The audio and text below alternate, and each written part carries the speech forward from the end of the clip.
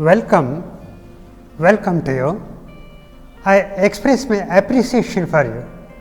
You are not ordinary people, you are extraordinary, because you have chosen to come to this retreat, practice Zen meditation. That's extraordinary. All of us need this training, the training of the mind, for the simple reason we are human beings. That's the point. We have a mind, and the mind which can think, imagine. So the mind gets lost in thoughts, and it's very natural but very harmful. So uncontrolled thoughts means uncontrolled life. And we say, in life there is lot of dissatisfaction and very little joy.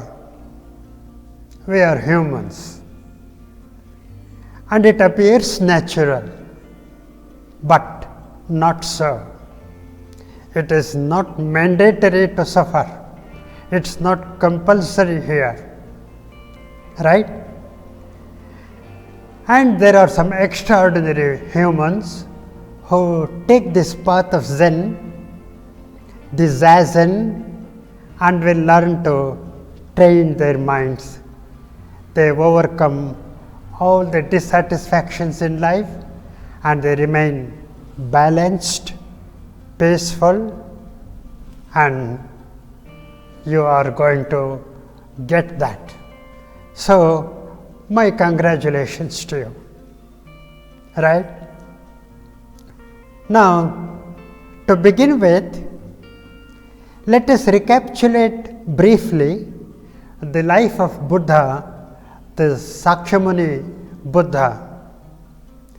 This Buddha was not happy with his royal life, you know, and he wanted to find peace and a tranquil mind, and so he went to forest and started the life of ascetics. This is a very hard life of body denial and self-torture, and Buddha was quite serious about this.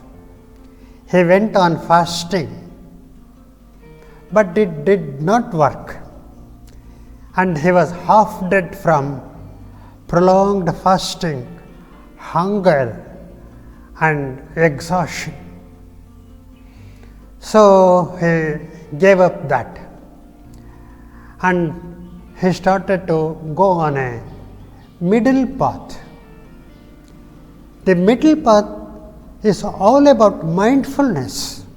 So he practiced meditations of paying attention and awareness, and this too he did very earnestly. He did this for about 6 years, and finally he was emancipated and enlightened.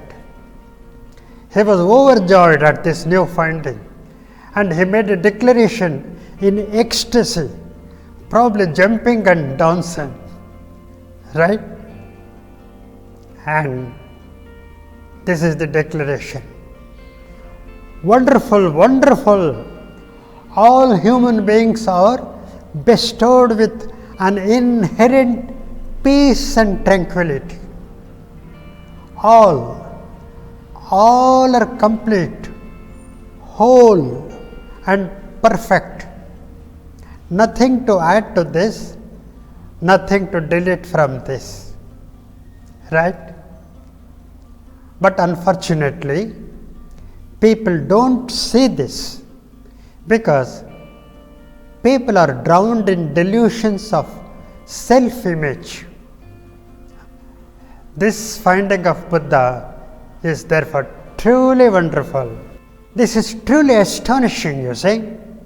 And this declaration of Buddha is also the final conclusion of Buddhism. Rich or poor, young or old, forward or backward, woman or man, every human being is the Buddha in the making. That is the beauty and that is the wonder of this declaration, this finding of the Buddha. Now, what remains for us is the path and the practice, which is the way. The most effective means to attain this is Zazen, or the life of mindfulness as it is practiced in Japan. In the last 2500 years, innumerable people have attained enlightenment. Even today, there are a lot of people who have cast off their worry, anxiety and suffering and emancipated themselves. How beautiful, you say? How beautiful. Now, how about you? Here is a perplexing question now. If all of us are originally and innately perfect and peaceful and complete, why then there is so much of worry, anxiety and dissatisfaction and suffering in life? What mistakes have we made?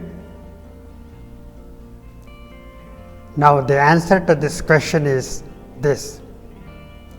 We have made a self-image of ourselves. Okay? Very distinct, like a brand name. That is the cause.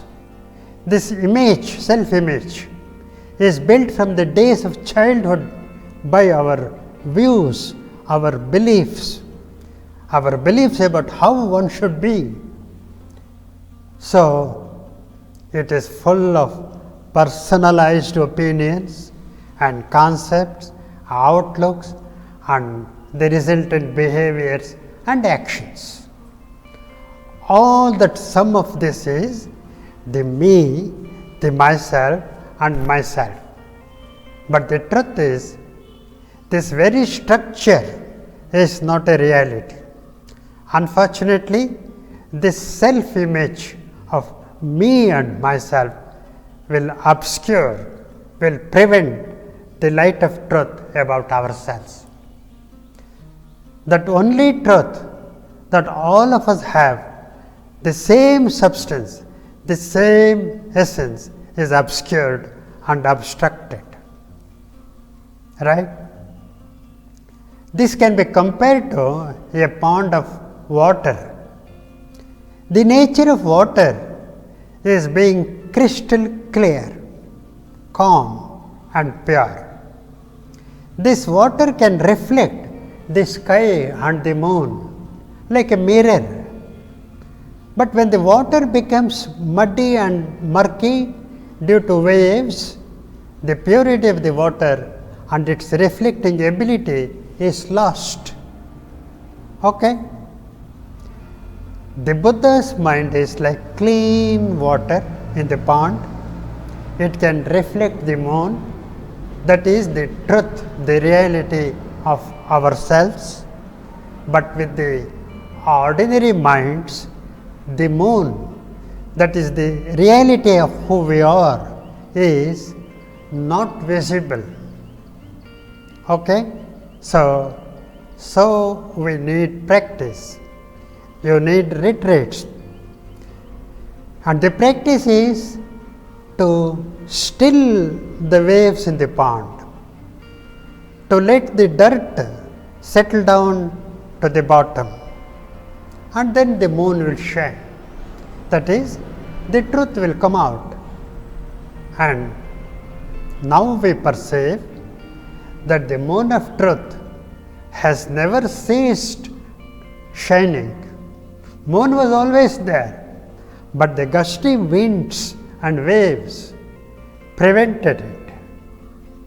In other words, it is stopping the chattering mind and retraining the mind. Right? Now you may ask, What's wrong with me and myself? What's wrong with me and my self-image? You did not steal, you did not cheat, you did not harm anyone. And what went wrong? There is nothing wrong as such, but these me and myself images are taken too far, or they are taken to an extreme, and that's going wrong. Look at the example of how self-images are made, then you will understand. Now, say for example, a boy is repeatedly told by his poverty-stricken parents to study well in school, not to go to play or singing or read general books, but aim at getting high salaried job. Now the boy takes it too far, to an extreme, and accumulates wealth in his whole entire life and does nothing else. That is his self-identity. That is the badge he has taken. He now strongly believes that he is right and he is going in the right direction. That is his belief, which is called deluded thinking.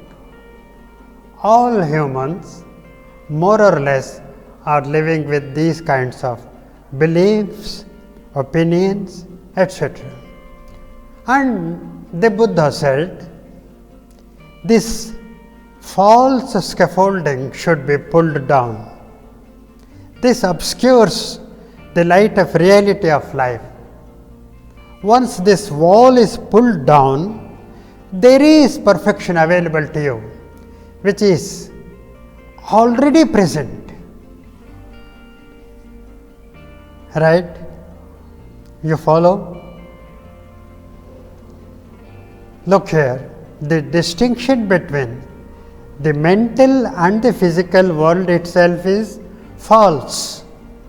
It's not real. It's an illusion created by the brain. Everything we know about our physical or mental world, it comes to us through our brain. And it is one continuous flow, but appears two. The example of waves and particles in light that you already know appears to normally. Now you see, our brain normally, because there are so many unconscious inferences that brain gets, the brain hides them for our good. See, for example, you are not aware of the tactile sensations of the shirt that you are wearing, which touches our body's skin at so many points, and the brain hides all of them, and you are unaware. By this kind of hiding, you see, the brain creates an illusion that our mental world is different, it is isolated, private and separate. And also that we have a direct contact with the objects of the physical world, and that's a separate, distinct world that is also an illusion created by our brain. Now you see, by these two illusions, we experience ourselves as separate individuals, acting independently and acting separately. But there is a good thing in this. Now we have the ability to share our experiences, and that is how we have created human culture. That is fine. So you see, we all read each other's minds all the time. You are learning about my mind by listening to me, and I am attempting to change the ideas in your mind just by speaking to you, and this is possible. So, we are all one mass of life, interconnected. We are interrelated, one big life. And so the Buddha says, individuality is an apparent delusion. Interconnection is the only reality here. So, everyone is complete, everyone is perfect, and everyone is pure. Thank you. Now, let us talk about the practice part now, the Zen meditation practice, right?